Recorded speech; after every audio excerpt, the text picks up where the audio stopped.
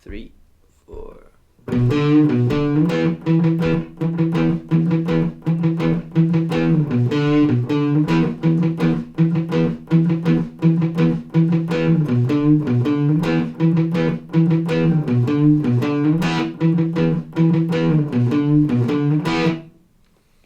So this is what we call a riff. It's a mix between a single line idea and a chord. The single line idea is this. And the chord is what we call a power chord, with this note and this note. You can play, always play the lowest one with your index finger, and the second one either with your third finger or your pinky, depending on how you're more comfortable. I advise going with the third finger, generally.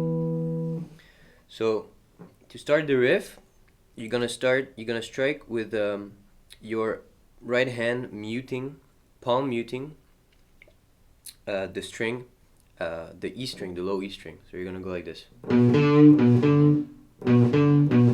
And you can either give the A string a little bend, depending on how you want it to sound, but you don't necessarily have to. You can go.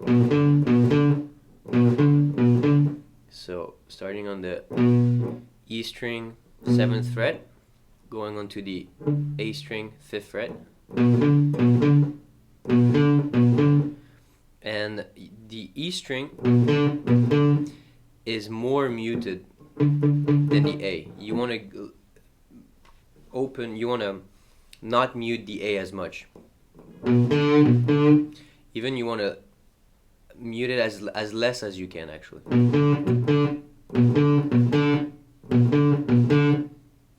And one thing, you want that index finger to be muting all the rest of the strings that are not being played, because if you don't,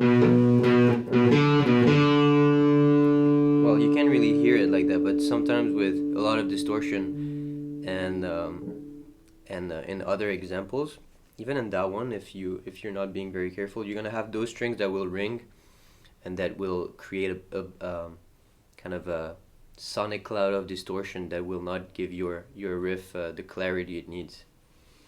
So that's the first line, the first idea. Is simple.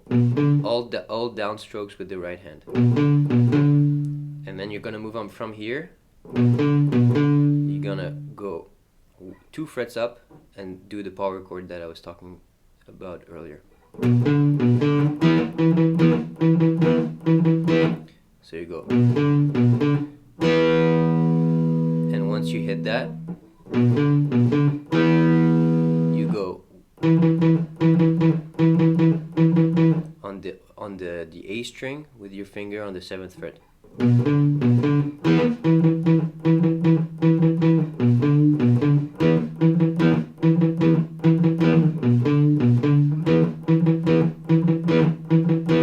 So it's a mix between just the A string muted to the whole chord. And when you play the chord, you want to unmute with your right hand.